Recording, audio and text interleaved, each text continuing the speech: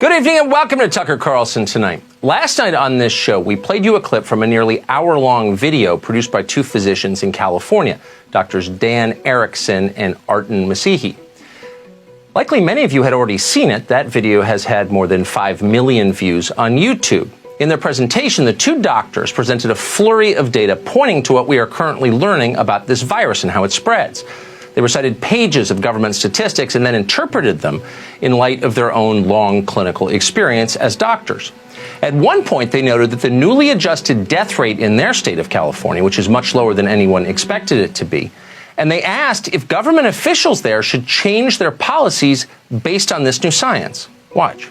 We've seen 1,227 deaths in the state of California with a possible incidence or prevalence of 4.7 million. That means you have a 0.03 chance of dying from COVID-19 in the state of California.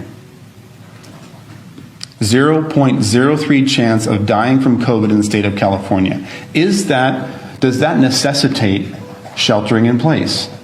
Does that necessitate shutting down medical systems? Does that necessitate people being out of work? So whatever your view of the mass quarantines, and maybe you're enthusiastically for them, the questions you just heard are valid questions. In fact, they're critical questions. We should all be asking those questions, including and especially our policymakers. But as Dr. Erickson pointed out later in the video, dissent of any kind is no longer tolerated in this country. Fact-based honesty, which is the soul of science, is under attack, even in hospitals. Dr. Erickson described physicians being pressured to classify illnesses and deaths as related to coronavirus, whether they believe that to be true or not. We aren't pressured to test for flu, but ER doctors now, my friends that I talk to say, it's interesting, when I'm writing up my death report, I'm being pressured to add COVID. Why is that? Why are we being pressured to add COVID to maybe increase the numbers and make it look a little bit worse than it is? I think so. So what you just heard, what Dr. Erickson described, is called lying. And lying has no place in science ever. It's scary to think it takes place on a large scale in hospitals. He says it does. Viewers of Erickson's video were shocked and transfixed by this.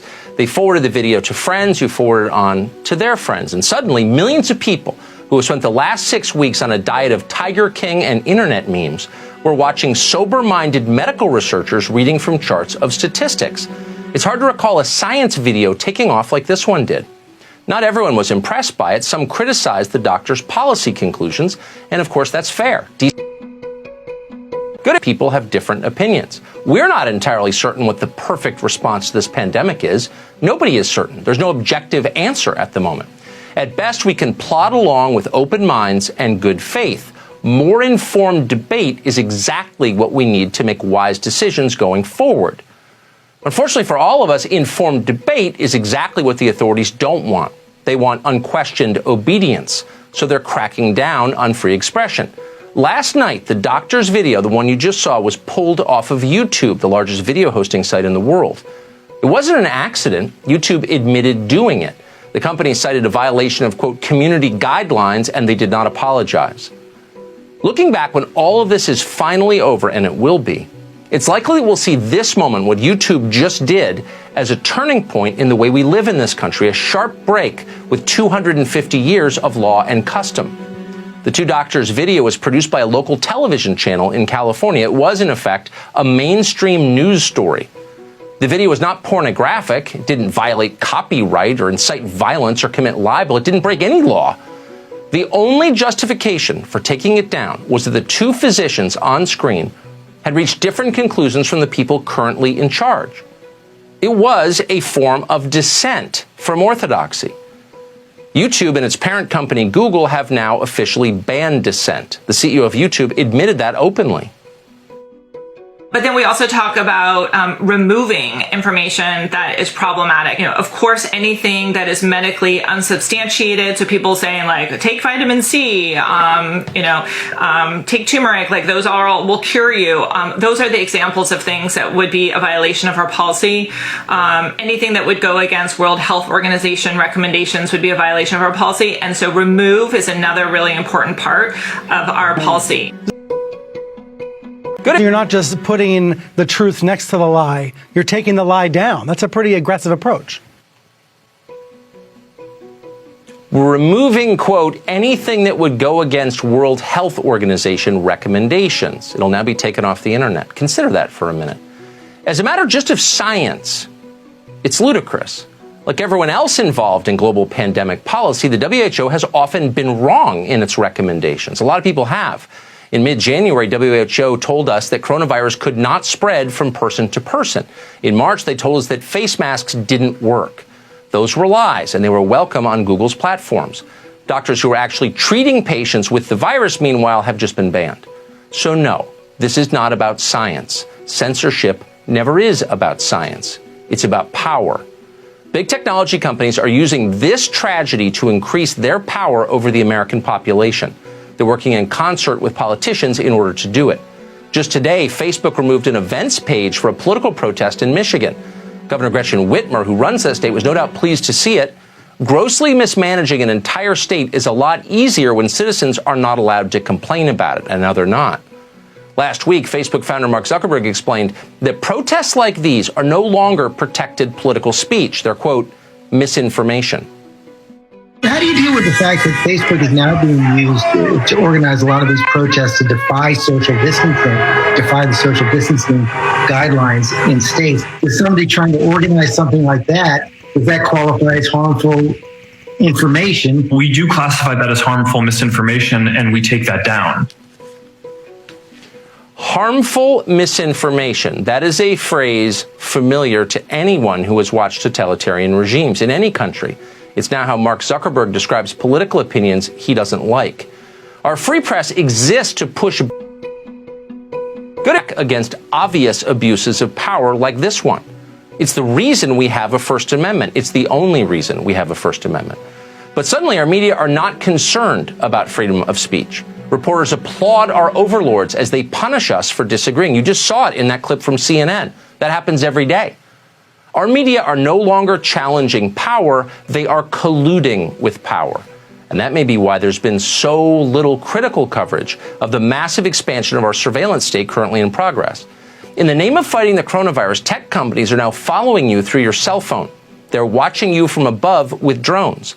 Those sound like paranoid fantasies. They are not. It's happening as we speak. Needless to say, our politicians approve of this. How do you feel about the drones? Look, at this point, we need to save lives, and it's really important that in public spaces, people are abiding by the directives. Yeah, we've got to do it. So what do we have here? We have big companies partnering with the government to spy on you without your knowledge. Americans locked in their homes, banned from going to church, placated with sedatives like weed and beer. Anyone who speaks up is silenced. Political demonstrations are illegal. Organizers are arrested. Only opinions approved by leaders, many of them unelected, are allowed on information platforms. Does that sound familiar? It sounds a lot like China. Of all the many ironies of this moment, so many of them bitter, the hardest to swallow is this one. As we fight this virus, we are becoming far more like the country that spawned it. We are becoming more like China. It's horrifying. And it tells you everything that our professional class enthusiastically welcomes this. Over the weekend, The Atlantic magazine published an article by two academics calling for an end to freedom of speech in America. Their model for an ideal system, the totalitarian government of China. Good. In the debate over freedom versus control of the internet, China was largely correct and the U.S. was wrong, end quote. You ought to read the whole thing. Truly, you should. It's the future. We could quote from it from the rest of the show, but we'll give you just one more. Quote, significant monitoring and speech control are inevitable components of a mature and flourishing internet, and governments must play a large role in these practices to ensure that the internet is compatible with society's norms and values. End quote. Norms and values. Whose norms and values? Well, our leaders' norms and values, of course, but mostly their interests. Those in power are the ones our professional class seeks to protect, not the rest of the country. Freedom of conscience never endangers the public. It only threatens the powerful. It endangers their control. It hinders their ability to dictate election results, to loot the economy, to make policies based on a whim for their own gain. No wonder our leaders have done such a poor job protecting us from China. They're on the same team. Dave Rubin is the author of the fantastic new book, Don't Burn This Book. It came out today. We're happy to have him on tonight. Dave, thanks so much for coming on tonight. Thanks, Tucker. Good to be with you. Good to have you. Do you notice that the norms and standards, to quote The Atlantic, of American life seem to have changed overnight, and all of a sudden, we're being told we must accept things that would have been completely unimaginable 2 months ago? Well, Tucker, there's so much to talk about here. First off, I didn't realize I was going to be on a sci-fi show tonight, but we are entering a dystopian future. We are entering an authoritarian future because, as I've said to you before, authoritarians love authoritarianism. So they're taking this opportunity when we're all confused, we're all locked at home. The only way we can communicate with each other is through their pipes, is through YouTube and Facebook and Twitter and everything else. And they're actually finally saying to us, this is who we are. I mean, the Atlantic is ridiculous. I don't know anyone that reads it anymore. But the bigger issue here is the YouTube, Twitter, Facebook component of it, because we are now saying to them, or they're saying to us, we're going to tell you what's true. And if you dare go against what we say is true, not necessarily what is true, but what we say is true, then we're going to boot you. So of course, the other part of this is that it will always only be one side that gets booted here. I mean, is Facebook running around and is Twitter and YouTube running around? Are they taking away all the Russian collusion videos that were up over the past couple of years? I'm pretty sure MSNBC has a YouTube channel that still has videos on it. I mean, that was pushing lies and misinformation and propaganda. So we need to debate these things. If I was to interview these two doctors that you showed the video of, would my channel be deleted? Am I not allowed to talk about that? Is that not what science and open inquiry really is about, that you test theories and then you find out what actually is true? And as you pointed out,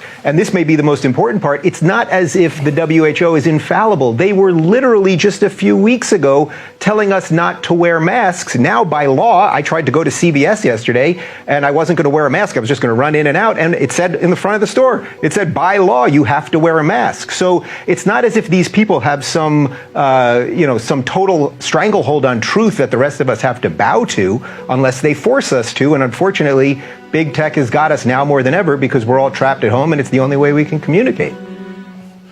So no one in science has a monopoly on the truth. Science, in fact, is a rejection of the idea that there is a monopoly on truth. It's the endless search for what we can prove. That's what science is. This has nothing good to do with it. You introduced as a hypothetical the notion that you could be deleted your channel for hosting this video. I'm not sure that is hypothetical anymore. And my question is very simple. How long before they come for you? You just wrote a book called Don't Burn This Book. How long before they come for the show? Sincere questions. Yeah, at some level, I don't want to think about it. But, Tucker, you've written a couple of books, and you know that the publishing process takes quite some time. So I finished this book back in July. But I'm very proud that the ideas that I present in Don't Burn This Book are more relevant now than they even were then, because I talk about big tech. I talk about fake news, all of the things that we're constantly talking about. And am I worried? Yeah, I'm worried. I mean, look, everyone should be worried. Everyone should be worried. This is why I started Locals.com, my tech company, because I think we need digital homes. Anyone that's online and you think that YouTube or Facebook or Twitter is there to protect you, you're the product. I mean, these things are free, except free, meaning they just took your soul in exchange for it. We should own our data. You should own your own content. We need to start rethinking everything. I mean, I think this is why I'm actually quite enthused about the world right now, as depressing and upsetting as some of the news is. There's a new world coming on the horizon, and I think a lot of people are rethinking the way they look at the world, do you want to commute? Do you want to live in a big city? Do you want to be so reliant on the institutions and systems that we've always been reliant on? So I think we have to rethink things. And you know what, Tucker, this is still America for a little while, and I believe in old-fashioned hard work and competition and ingenuity, and I think that's what will fix this. But yeah, we got a big battle to fight in front of us. Yeah, and maybe I mean, these companies exist because Congress gave them a carve-out in federal legislation. And you sort of wonder, where is Senator Mike Lee on this question, sucking up to Google? Dave, great to see you tonight. Thank you very much. This is one of the interesting congrats ones, on the right? book. Thanks, Tucker.